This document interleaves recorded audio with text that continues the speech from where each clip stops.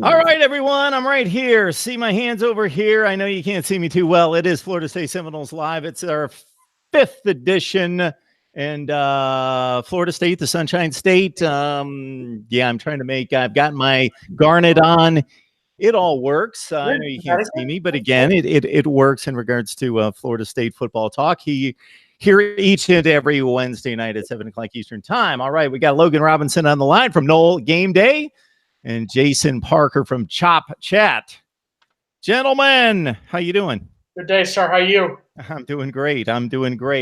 Wonderful. Plenty of sunshine here, but I was locked in a audio conference all day, but I'm free and I'm ready to talk some college football. Logan's in Tallahassee. I'm near Fort Lauderdale. You're in Connecticut. And you're the one with the most sunlight. I'm not trying to figure this out right now. For one day out of 365, yes, that would be yeah.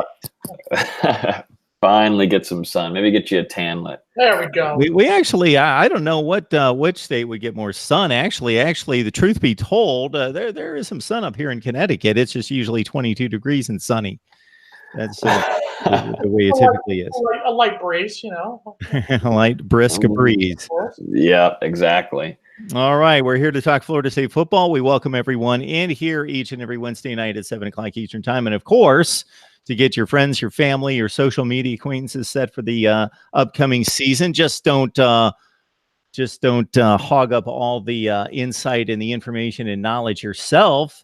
Get some other people online to join us each and every Wednesday night, as we're just 3 or 4 weeks away from ACC Media Days, and then the boys hit the field that first week of August. Is it here yet? Come on.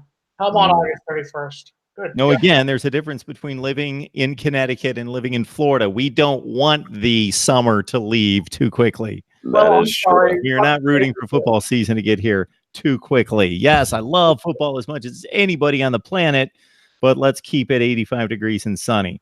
Let's do that. Before we get to the talk, I'm going to remind everyone that you can help support the channel by grabbing the Amazon link in the description section below. Shop at Amazon using that link. Also, yes, we also have an audio version of this you're watching, so we assume you prefer the video, but if anyone out there prefers the audio will be available each and every week as well. Podbean, iTunes, Stitcher, Spotify, and Google Play. Just search Mark Rogers TV and look for Florida State Seminoles Live. Also, the Super Chat's on, so you can help support the channel. So, guys, just this week, I had somebody say, you need to do a Michigan live show. You need to do a Clemson live show. You need to do an LSU live show. And somebody else, you need to do a Florida live show. Well, you need to contribute to the channel, and we'll add some on, even if Jason doesn't like it. Not the last one. I'm fine with the first ones, but the last one, nope, not happening. No. Okay. All right. And also you can contribute by going to the Voice of College Football Community. That link's below as well, the Voice of College Football Community. You get 2 exclusive live streams from me every week where I bring you on to talk college football roundtable style, like with these gentlemen right here, and also where I respond to your viewer comments. All right, Logan, I believe that you had something to say before we get to our much anticipated ACC coaches rankings. You had some thoughts about the wide receiver core. Yes, I did. And I wanted to ask Jason on his opinion too, because I just got done doing an IG live show, and one of the questions I thought was pretty bright was what the 4th wide receiver in the rotation would be for Florida State heading into the fall. And, I'll name a few that, we saw who James Blackman was throwing to the most with DJ Matthews, of course, Keyshawn Helton, and also one of his favorites who had a pretty decent spring was Keith Gavin, which we know he's had a tough career at Florida State. But then there's even younger guys. There's a guy, then there's also Tamarion Terry, but you've got guys like even Jordan Young, Warren Thompson, and we had a flash of Trayshawn Harrison last year. So Ron Dugans has a packed position group right now with a lot of talented dudes. I'm interested to get your take on who that 4th guy would be, because he's going to be a young one. If you're telling me right now, if you're asking me, first of all, I think it's funny that you forgot Terry's name there for a moment. I know I did for a second. I know I already like place him into the solidified starting four. Tamorrion Terry is going to be the number one guy, and you kind of forgot him a little bit, but it's cool. Yeah. I think he'll be number one. I think Gavin and Helton will probably fight for number two. If you're asking me right now, out of the group you mentioned, probably Warren Thompson would be the guy for me. Kid from down in the Tampa Bay area. It's going to be tough. To me, and we've talked about this in the past, to me, I think the offense is going to be centered around the running game first, Cam Akers, as far as him being the main guy, the number one guy. And then from there, I think it's going to be a case of James Blackman filling in from there. I think James Blackman has the ability and the arm to throw for 2,500, 3,000 yards in the season? Absolutely. I think it's going to take a couple games to see that. And as we talked about, if he can throw for 300 yards against Boise State, I'm going to be a lot happier, a lot less concerned than I am right now at this point. But if you're asking me for a fourth wide receiver, probably Warren Thompson will be mine. What about you? I'm kind of iffy on this one because I know what DJ Matthews brings, and we saw how James Blackman worked with him during the NC State game when he got the start at quarterback there. He connected well with McKitty too. He's a tight end, but he worked with a little bit of the younger guys. Also in that game, he was working with Nooney, but Nooney's gone. So I'm just trying to look at past things and see who he connects pretty well with passing wise. I'm kind of thinking it kind of goes in order: Tamorrion Terry, DJ Matthews. After what I saw, definitely during the spring, I think he's one of the best route runners we've seen since Kenny Shaw. I heard a lot of good things about Keyshawn Helton.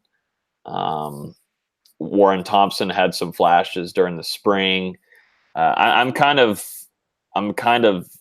it's a really good question. I think there would be a lot of rotation, but I'd go Tamorrion Terry, DJ Matthews,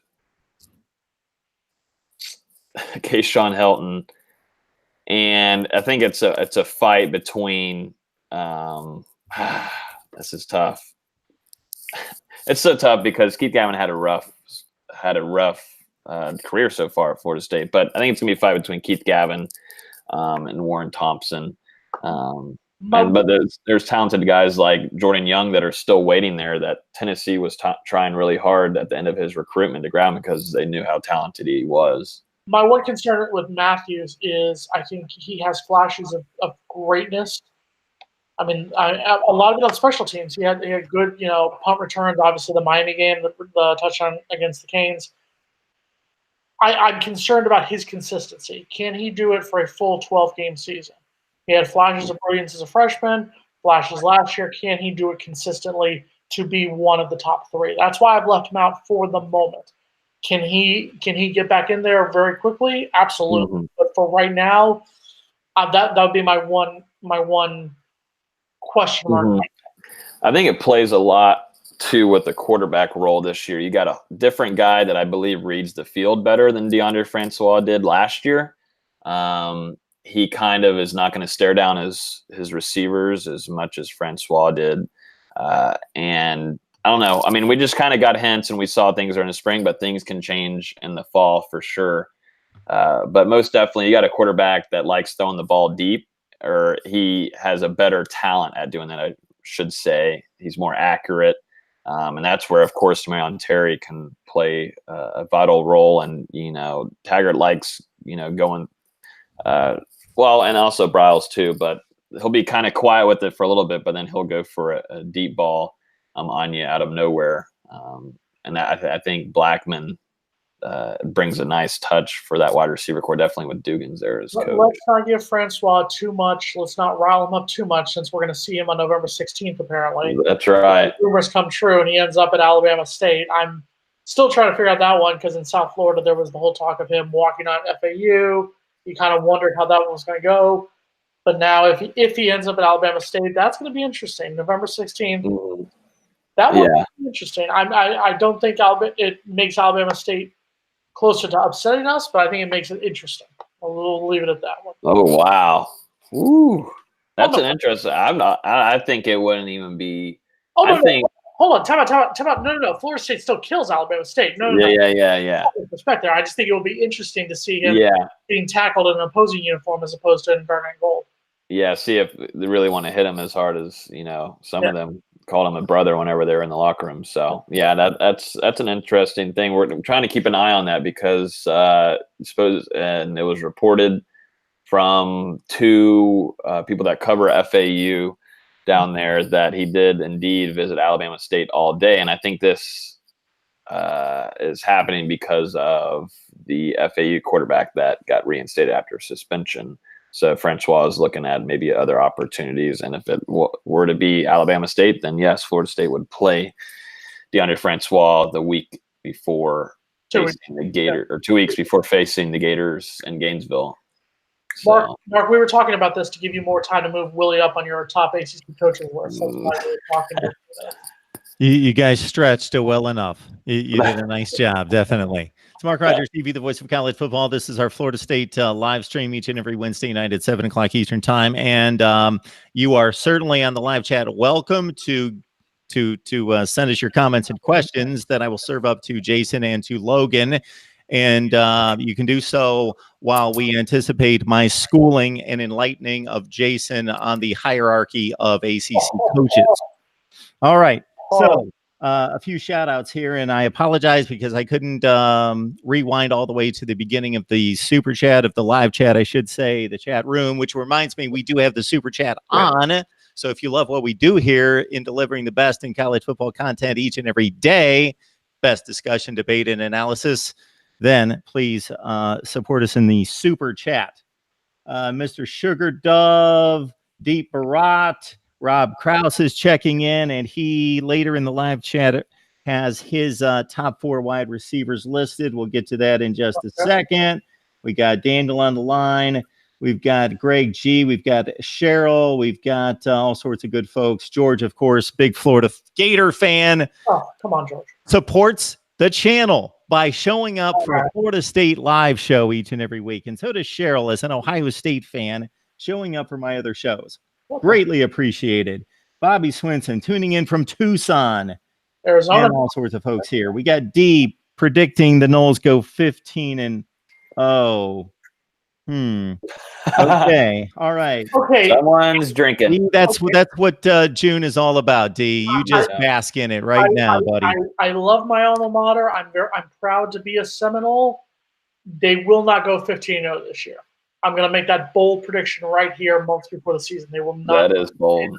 That is a bold prediction. Will not. Sorry, I apologize. I hope, I pray that it happens, but I'm going to be a betting man and say that they will not go 15-0 this season. If only you could make that bet in Vegas. Yeah, I don't think Florida State's going to go 15-0. Here's my $1,000. Go over on that. Rob Krause, dedicated Florida State fan, says Terry's the one receiver, Helton 2, DJ 3, and Thompson 4. Okay. No love for Keith Gavin. All right. Yeah, that's understandable. I mean, I mean, I know it's a solid spring from Keith Gavin, and it was just mainly off of how he did with connecting well with James Blackman. I mean, this is a different quarterback. He'll have his better guys. We saw Francois fit better with Nooney Murray last year. I mean, continuously and maybe too much. But I'm interested. That's a position group. I just thought it was a good question earlier, and it brought up a good conversation for us. We will see how that rotation goes. But Trayshawn Harrison is another guy that showed some signs of future talent at Florida State. Peter Warwick even noted on him. He also noted on DJ Matthews too. So they got a nice, talented core, and Ron Dugans has got to be happy about it heading into August. As we talked about, this is a unit who is going to be on their essentially their third offensive coordinator in 3 seasons. So that's why I'm not expecting 3,000-yard receivers and James Blackman to throw up numbers that Jameis Winston threw up in 2013. I'm expecting a good year. 8-win season, maybe 3,000 yards for James. But yeah, I mean, that's the growth. And I think Gavin, to me, falls on the same line as a DJ Matthews. I need to see some consistency out of him. When he plays his game, he's amazing. Can we get that for more than 3 or 4 games in a season. That would be my concern heading into this year. Yeah, I agree. Navy Thomas, one of the faithful. Thanks so much for joining us, Navy Thomas. Right with me from way, way, way back. Cheryl hopes Florida beats you thugs. Ooh. Who's on the live chat? Talking about Florida State. They have Wi-Fi in the trailer parks? Oh, I didn't know that. That's crazy. She's an Ohio State fan. I don't know why she's taking the Gators' side, since there have been more heartbreaking losses in that direction than in the Florida State direction for the Ohio State University. Urban Meyer recruited people who killed people and then went to Ohio State. We're just going to leave it at that. Cheryl, thanks for watching. God bless. Fresh 3542 says 3 losses. Clemson alum 98's on board. Mike Myrick checking in from Tallahassee. Thanks, everyone, for joining us. All right. We've got 46 on the line. Bring more on and let people know that we're here each and every Wednesday night at 7 o'clock Eastern time. We got Logan Robinson on the line from Knoll Game Day. We've got Jason Parker on the line from Chop Chat. I'll let you serve up your tag, Jason.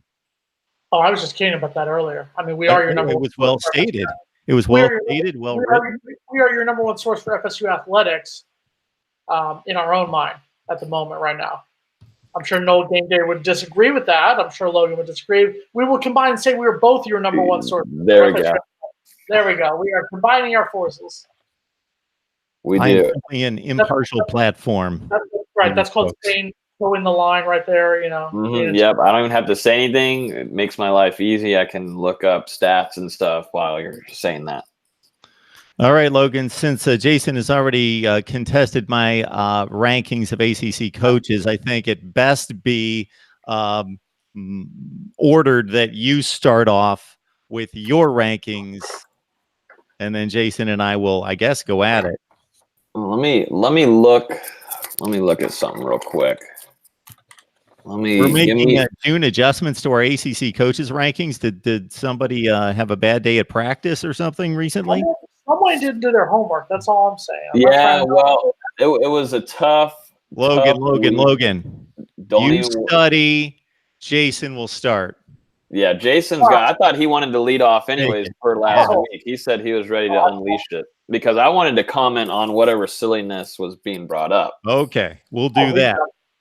All right. So, in full disclosure to our viewers, where this came from was a few weeks ago we put on Chop Chat there an article that there was another website that ranked Willie as the worst of the returning coaches.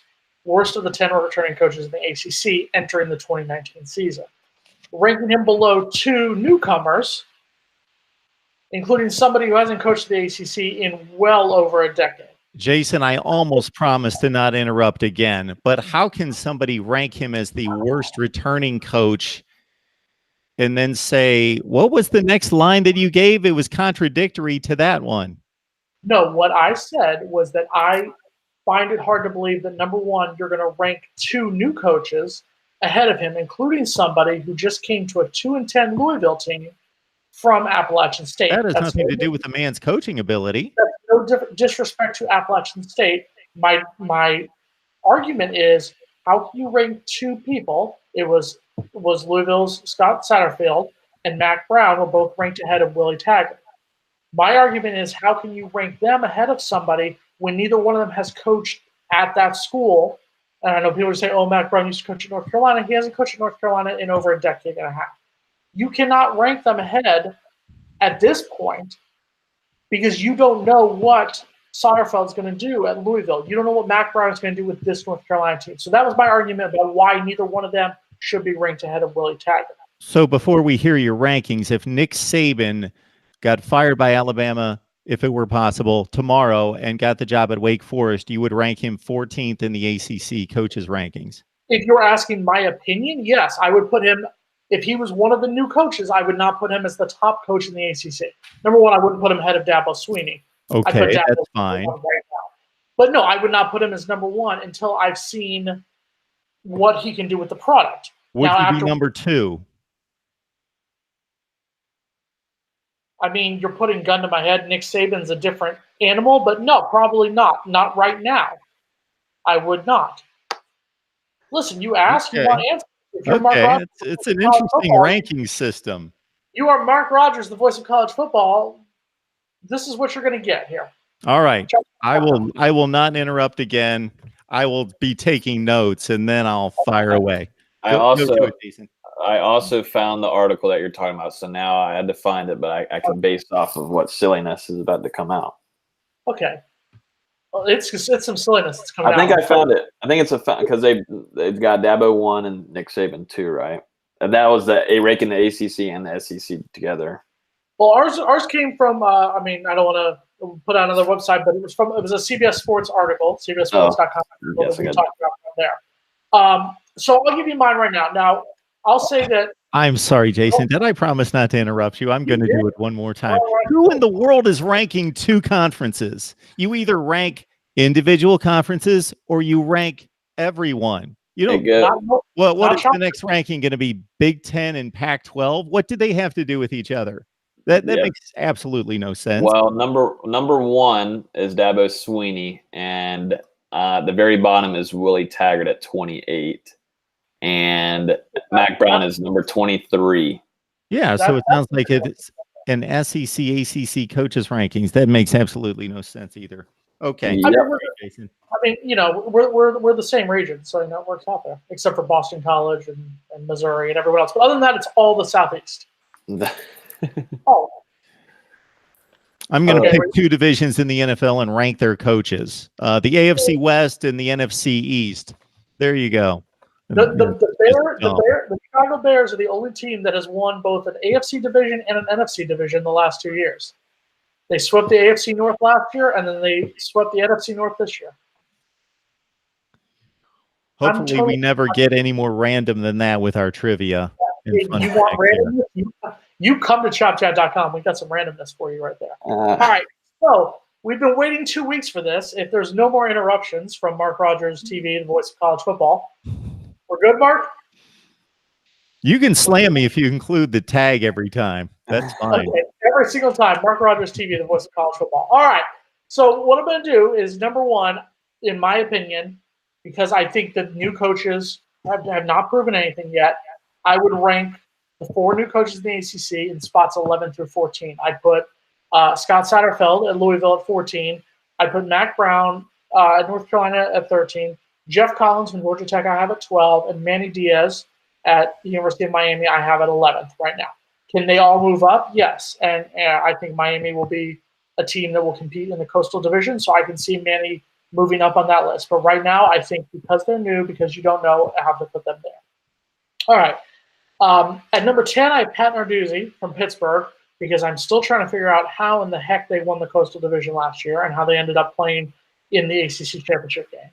And I think Pittsburgh is going to take a step back this year. At 9, I have Steve Adazio from Boston College. I can see them taking a step back this year. I don't know if I want to say a losing season in Chestnut Hill, but it's going to be interesting. That's going to be a toss-up team right there. I think they have the ability to shock some teams like Clemson, like FSU. They also have the ability to get blown out to a team like Wake Forest. Speaking of Wake Forest, number 8, Dave Clawson, I have them right there. I think they're a team that could possibly move up. I will watch out for that. At 7, I have Justin Fuente from Virginia Tech. I think that's another team that has both the potential to have 10 wins and has the potential to be 6-6. Dave Doran from NC State, I have him at 6. Then at number 5 is where I have Willie Taggart. Now I have Willie behind, obviously at number 1, I have Dabo Swinney. I think he's number 1, number 2, and number 3 combined right now in the ACC. But I have him at number 1. I have Bronco Mendenhall at number 2 from Virginia. I've got Dino Babers right now at number 3 from Syracuse. Now that's going off last year. I think Syracuse does take a step back this year, so I think he could fall down, but this is entering the season. I think right now, Dino Babers is the 3rd best coach. And I think David Cutcliffe, I have him at number 4 because of what he has done and made Duke a relevant football program to the level that Duke has never seen as far as consistency.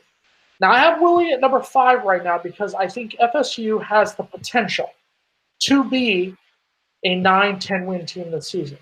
Do I think it'll happen? You'll have to read shopchat.com later in August. That's a plug right there.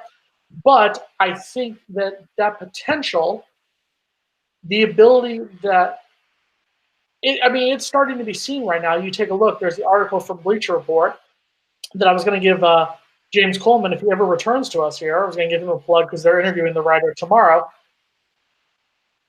But Willie Taggart is not to blame for what took place last year. Willie Taggart was doing what he could with what he had. In 2019, what he has is something a lot better. He has guys who knows the system. He has guys who are buying into what he is selling in Tallahassee. Does that make him an 8-win coach, a 9-win coach? I think it does. And I think he right now is a top 5 coach in the ACC. Am I saying he is the best coach? No. Am I saying he's number 2 behind Dabo? No. But to sit there and put him behind a Mac Brown who hasn't coached in years, hasn't coached in the ACC in a decade and a half, to put him behind Scott Satterfield, who's going to be rebuilding a 2-10 Louisville team. That, to me, I can't do that. I can't put Willie down there with that group right there. All right. That's Jason's list. And Jason, since I did not jot down your list, what I will be asking is as I go through my list, 14 all the way up to number 1, that you let me know where you ranked each and one of these individual coaches here. So does this necessarily mean that I believe Manny Diaz is the worst coach in the ACC? No, it does not. This simply means that he has no head coaching experience at this level or anything close to it. Therefore, I'm ranking him 14th right now. I do think that he needs to defeat teams that we've seen Miami lose to fairly consistently over the last couple of years, Georgia Tech, Duke, Virginia. He at least has to beat those teams. He has to turn in a decent effort for me to raise him highly up the rankings. They have the most talent, the best talent in the division. If they don't win the division, let's say they go 8-4, don't win the division, I don't think that's a catastrophe. It's a first season. There's always a period to get acclimated and get adjusted to the culture and the way of doing things for a new head football coach, especially an entirely new head football coach. But Manny Diaz obviously has the advantages of knowing Miami, the culture, the surroundings, the campus, the players, everything in place. So Manny Diaz right now I have ranked as 14th in the ACC because he has no track record, none. I'm going to stop you right on Manny Diaz, though, and he also gets the credit to where as long as he has a better record than last season, as long as Miami finishes better than 7-6, he's going to get a pass as far as the Miami fans, as far as the Miami faithful, the graduates, and the alumni. He's a Miami native, son of the former mayor. You know, people ignore the fact he went to Florida State. Yeah, that's right. You had to get an FSU guy to coach your team. Just never forget that. But he is getting almost a pass because everyone looks at him as the next great coach. They automatically think he's going to be the next Howard Schnellenberger, the next Jimmy Johnson. Do I think he's going to be there 1 year? No. But I think as long as he does a little bit better than Mark Richt, as far as record-wise, I think he's good to go. So he'll quickly rise up both of our list very quickly. Whoever's calling the call-in line, this is not the time. So thank you so much for the call-in, but we will take calls at another time. All right. So I believe that generally a first-year head coach should be given a pass to a certain extent, unless, of course, he takes top 15 talent and goes 5-7. All right. At number 13, we would go with Jeff Collins of Georgia Tech, who had a nice little run at Temple, went 15-10, succeeded. Matt Rule had set him up very well, so he took over a very, very solid to very good Group of 5 program. Went 7-1 in the conference last year. Came very close to winning the conference championship. So I'm going to start Jeff Collins at number 13 ahead of Manny Diaz because he has proven capable of taking a Power 5 team and winning and, of course, doing the job. So he's proven himself capable. Has to prove to be a better recruiter than Paul Johnson. Obviously, he's going to be running a conventional offense and he's going to be playing on somewhat of a level playing field with everybody else in regards to scheme, and he's surrounded by Atlanta, and I know he's got challenges in the recruiting front because of the academic standards at the institution, but still, he's in one of the great recruiting bases in college football, and hopefully with for Georgia Tech's sake, with the change in offense, he can take advantage of that. So I got Jeff Collins at number 13. At number 12, did I get that right? Or should he be number 5? Oh, no. Yeah, number 12, Willie Taggart. So I will explain how I approach these rankings. So my first thought is, how would I draft these coaches? If I just had a football team right now and we're going to play the season, how would I draft these coaches and want them to, in what order would I want them to coach my team? And the reason I state it that way is, let's say this is 10 years ago. Bobby Bowden and Joe Paterno are two of the 5 to 10 greatest coaches in the history of college football. Were they two of the greatest coaches in college football in 2007 or 8? No, they might not have been 25. They had lost their fastball, both of them. They were not two of the better coaches in college football. So if you're doing an all-time ranking, of course, their track record would say, oh, they're still the greatest coaches in the nation. But no, not right then. In the here and now were they still elite coaches. Therefore, I look at the here and now. But there is a track record to be considered. If a particular coach has a bad season, maybe Willie Taggart's a good coach. Maybe he's a decent coach. That's how I'd categorize him. Maybe he had a bad season. So I'm weighing both of those, track record versus taking his one opportunity thus far to have a really good team against a marginal schedule, decent schedule, not an overwhelming schedule, and only win 5 games with that team. That weighed him down. I would have to go back, because I cut a video on this each and every year. I would love to go back and see where I ranked him following his 7-5 Oregon season, going into the Florida State job with no track record in the ACC, but a track record in college football. I think I had him ranked maybe 6th or 7th in the conference at that point. But that was just embarrassing performance. It was not only 5-7. Oh my goodness, the performance week to week. They played what I would consider 3 decent ball games. They almost beat Miami. Mm-hmm. They bludgeoned Wake Forest, a decent team, by 3 touchdowns, and they squeaked by Boston College by a point. So those aren't overwhelming wins. I'm not saying that they went out there and beat somebody that they shouldn't have beaten. I'm just saying that they showed up 3 times and played 3 decent games. The other 9 games generally were a disaster. Week after week after. I watched them play Syracuse. That was a debacle. I watched them play, of course, Virginia Tech on opening night. That was a debacle. Scoring 3 points against that defense? How does that even happen? Okay, I'm going to interrupt you now. 42 points against him. That was just atrocious. He never pulled it together. The entire season was just a train wreck. So now I'm going to interrupt you for 1 second. Okay. So here's my question to you. Number 1, in the Syracuse game, yes, the final score was 30-7. I believe it was 6-0 at halftime. So let's carry that one for one moment. Okay. But he's an offensive coach. Hold on a second. At the Virginia Tech game, they scored, I believe it was 1 touchdown off of a turnover and another touchdown off a blocked punt.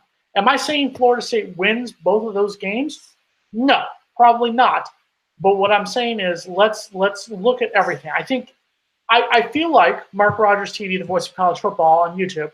I feel like you're looking at the whole thing. I feel like and I'm not just saying you, and I'm not just picking on you. I think there's a segment of the population that's looking, saying FSU went 5-7. Let's pile on Willie Taggart. And we talked about this last week about why that might be from a certain segment of the population and a certain segment of the college football fan base. My argument is this right now. You said that right now, Willie Taggart, that your argument was he's 12th amongst ACC coaches about who you would want to lead your team. Well, did I misinterpret that? Or is this as far as like which coach would you pick to draft your team? Generally, that was the first tenet in how I approach it. That's maybe not the complete final result. Okay, so my argument... But that's a strong consideration, yes. My argument against that would be this. You're telling me right now, just by the 3 coaches you've gone through on your list. And once again, viewers, there's no right or wrong list. This is just our opinion on this one.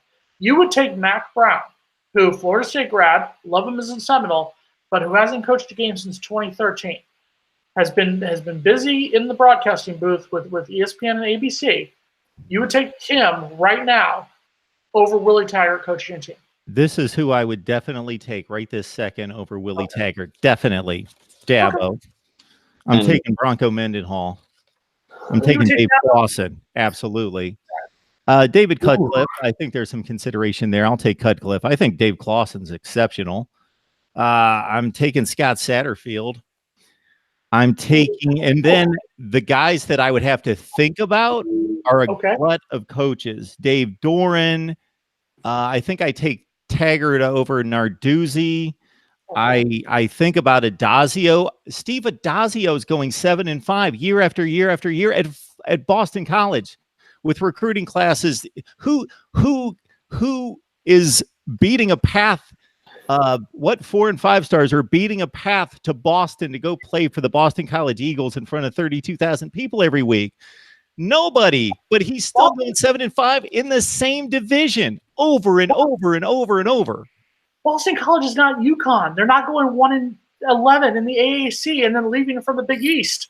No, Boston College is a decent football team. They have been a decent football team for decades. I'm not saying that they're national championship caliber, but they're a decent team. They're good for 7 or 8 wins every year unless they absolutely blow it. So Adazio to me hasn't done enough. And to me, I also, and this is what I've said before, the problem that Willie Taggart has was that there was too much hype last offseason, entering the 2018 season. And Logan knows about this being in time. There was too much hype with the buildup, and I think a lot of that was the resentment at the way the former coach, Jimbo Fisher, left and how that whole situation happened. And was finally having somebody who, in his press conference, talked about how FSU was his dream job, how he grew up wanting to play for FSU, growing up as a Florida native, leading the program that he was a fan of. So I feel like that's another thing. I feel like hype also has played a role in all of this. And I feel that that's something that has come out. People make fun of the whole hashtag do something and all the other stuff that Willie Taggart brought in. I think if there's not nearly that much hype, nearly not that much pomp going into the 2018 season, I feel like, I'm not saying we've gotten a full pass, but he would have at least gotten a little bit more of a pass than he has gotten in this offseason. I will emphasize that it's also not just 5 and 7, but it's the manner in which they lost these games. If they would have gone to Syracuse and lost by a score, even on opening night against what turned out to be a pretty bad Virginia Tech team, had they lost that game 24-21, had they, the biggest embarrassment was probably a win. Basically, Louisville handed them the game. Otherwise, they lose to one of the very worst teams, a team that lost and gave up 56 points to Kentucky. Kentucky couldn't score 56 points a month in the SEC. That is just atrocious. That performance, they were just ill-prepared. Just every week, it just looked like they were just not prepared to play football, and that's his responsibility. I don't disagree with you on that one. I will ask you this question right here. FSU, let's use a hypothetical real quick. FSU beats Miami. Let's not forget, FSU blew that game. FSU was up 27-7 in that game, ended up losing 28-27. That was one of their decent games, I noted. Right, and I'll say I was in the stands for that one, going, what the hell's going on here? If they beat Miami, they go 6-6 and go to a bowl game. And let's say they win a bowl game. Let's say they win a bowl game, finish 7-6 for a second straight year. Are you ranking Willie Taggart as the worst returning coach on your list? Or is it because they went 5 and 7? I have a lot of negatives to say about Dave Doran. He would probably succeed Dave Doran and possibly Pat Narduzzi. He'd probably be 9th. So you will admit that the losing record played a role in your decision. Sure, to put him as the worst returning coach. And the manner in which they arrived at 5 and 7, I think, was atrocious. There are 5 and 7 teams out there that were competitive against Power 5 schedules, and Florida State was not one of them. If Miami, and once again, Miami fans, if they want to jump on here and roast me for this one, that's fine. If Miami and Florida State play 10 times last season, and I'll say it, Florida State wins 8 times out of that. 8? Out of those teams. 8 times out of 10 last season. If you want the way they played every week? If you want to look at the quality of players, if you want to look at the quality of talent, comparing those two rosters, Miami woke up essentially for the last 17 game minutes of action, well, let's say the last fourth quarter, and came back and beat Florida State. If they play 10 I think times, they outplayed Miami for 3.5 quarters. Florida State wins 8 times out of 10. I think Florida State hurt themselves too during that game. If the two teams play as they performed on that day, yes, they do. Right.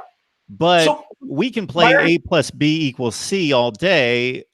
Miami bludgeoned Virginia Tech, blew them off the field, had no issue, beat them by 3 or 4 touchdowns. Well, Virginia Tech blew out Florida State.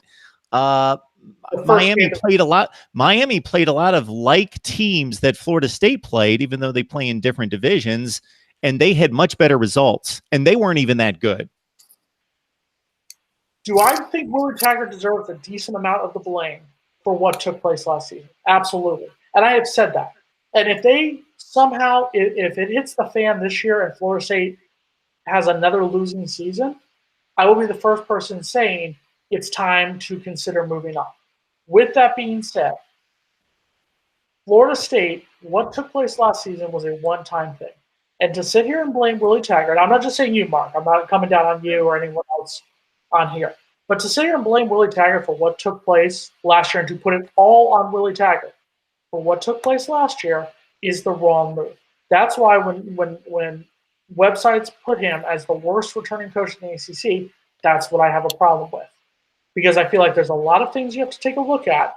And if they start off, and I'm not necessarily saying I think this is what will take place, but if they go into Clemson 5-0, which is a possibility, let's be honest, they could conceivably do that. If they get past Virginia, they would take on an NC State team that lost their quarterback, has lost a lot of weapons.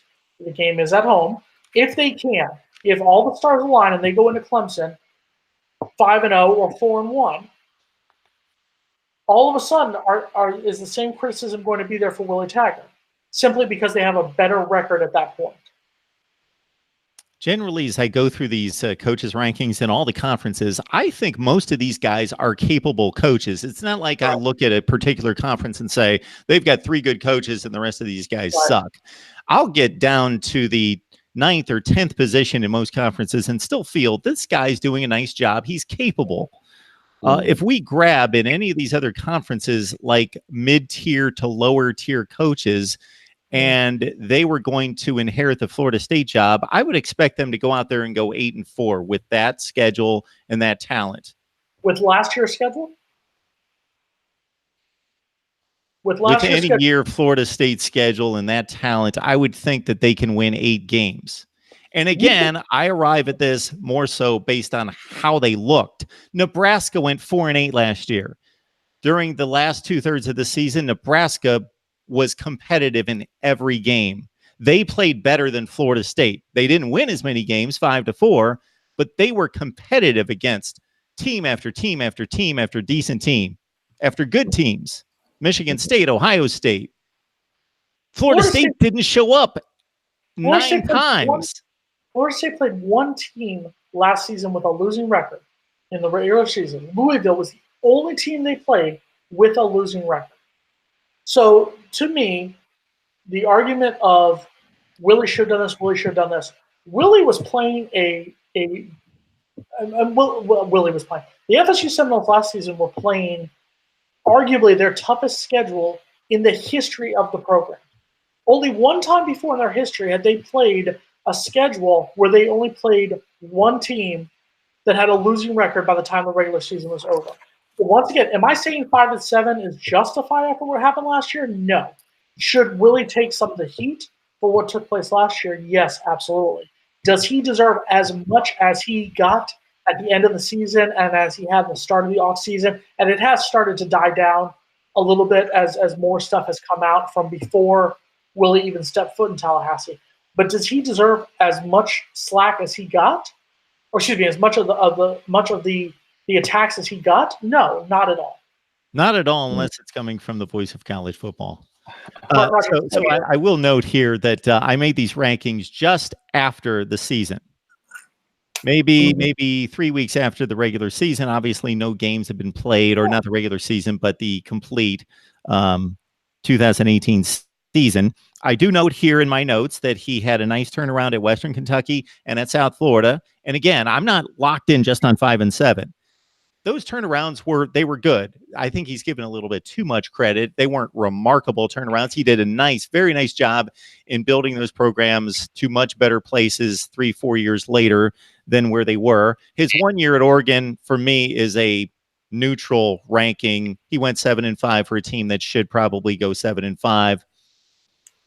It's a decent year. I mean, he increased. I'm just taking a look real quick at the numbers off the top of my head. So at Western Kentucky, he went from 2-10 to 7-5. Mm-hmm. At USF, he went from 2-10 his first year to 4-8 to 8-5. So he went up 6 games in 2 years there, 5 games in a year at Western Kentucky. Yep. At Oregon, he took them from, I believe it was 4-8 in 2016 to 7-5. So 5 wins. Somebody else went 4-8. Yeah, right, but that's what I'm saying. But he took a team that went 4-8. And took them to go 7-5. Yeah, he also took about a quarter of the roster that played in a national championship game and went 7-5. You can look at that a number of ways. That Oregon situation wasn't as good or bad as either of those two ends of the spectrum. So he gets none of the credit for what he did at Oregon, taking a team that went 4-8 and making them 7-5. You're not going to give him that credit, but you're going to give him more of the blame for a team that went 7-6. With a coach who abandoned. And let's call it what it is. Jimbo Fisher abandoned the Seminoles in 2017. He saw the writing on the wall. He also saw $75 million in College Station, Texas, and said, all right, I'm going to abandon FSU for this. Thank God, Odell Higgins. Watch out, QBs, my friends. It's Odell Higgins. I'm back again. Shout out to the 1988 video. Odell Higgins saved that season. Save that 2017 season. Otherwise, we're talking about Jimbo Fisher being the first losing coach in FSU history. You're a makeup game, and you are scheduling a game against Delaware State and a bad Syracuse team in 2017 away from a losing season in Jimbo's final year. So, but I guess my question to you, Mark, would be, why does Willie not get credit for what he did at Oregon, taking a dumpster fire at Oregon and building them into a winning record, but gets much of the blame, if not all of the blame, for what took place at FSU when it went down? I will explain it again, but a little bit more succinctly and a little clearer, that while Willie Taggart did take a team that went 4-8 the previous season and they went 7-5, which is a nice upgrade. It's not remarkable.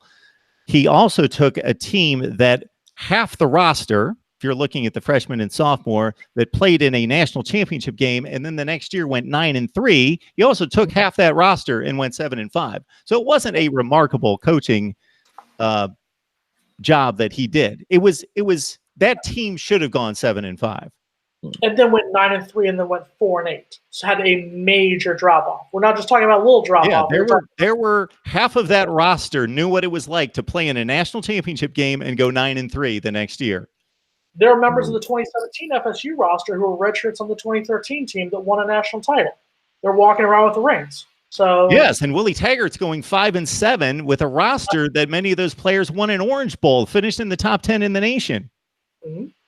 I think a big note too that saved. Hey, Logan's here. Hey, how's it going? Oh yeah, I'm here. Sorry, I was studying my classes, but I was hearing everything and putting it all together. So I think there's now the arguments going about the past, about the future, and all this kind of stuff. But I want to note on strictly last year and what, of course, Jimbo left Willie Taggart with, and how much still this is Willie Taggart's fault in the big run, because he was definitely high over his head. He was jumped into a program with a lot of talent, of course. There seemed to be like they were already on a run to go to a New Year's Six Bowl. It seemed like heading into the season.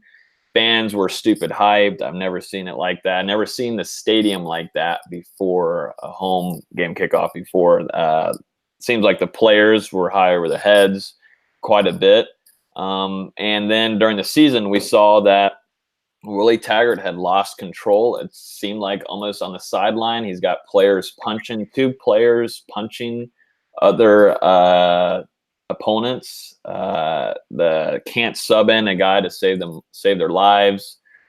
Taking a quarterback out during the season against NC State on a road game where Florida State always has a hard time with, taking him out for the rest of the season to maybe have a chance at getting a bowl game, 6 wins, and you put in DeAndre Francois again, and in the first series or whatever, nothing happened. There's no changing around. It seemed like the coaching staff was all over the place, and then you have penalties after penalties, can't line up straight, can't figure out, you did all this. It's supposed to be simpler and all is supposed to be simpler, but Taggart can't figure out how to get that friggin' same diamond shape, throwing it to the side, play to work. There's a flag. You can almost expect it. I can call plays happening from the stands. All right, who's going to throw it to Jack Patrick? He's going to throw to DJ Matthews off to the side on screen.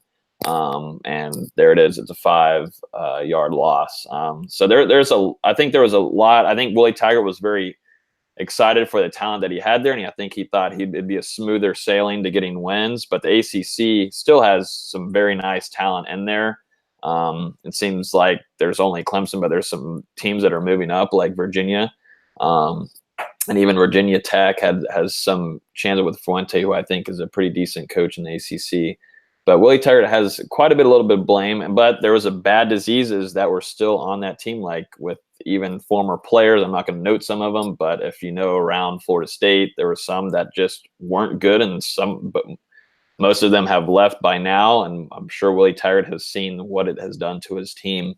And so, I'm trying to keep it into the mind frame of like just what happened last year and how Willie Taggart was really, how in some cases, how just was all over the place. And you have your offensive coordinator, like with Walt Bell and QB coach leaving too. And, there was definitely some miscommunication on that coaching staff. Offensive line with great Coach Frey and Walt Bell.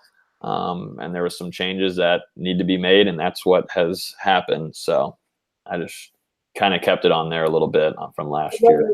Logan, we're finishing up here. Would you put Willie closer to Mark Rogers, TV, the voice of college football's incorrect 12th spot, or would you put it closer to my correct top 5 spot? Which one would you put? No pressure.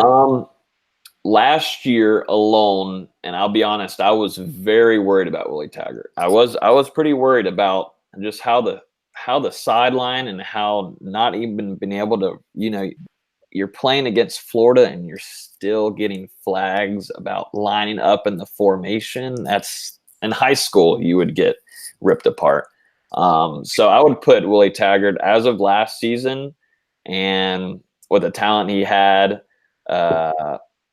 and the support he was still getting even through that rough season, I would put him at number 10 in the ACC.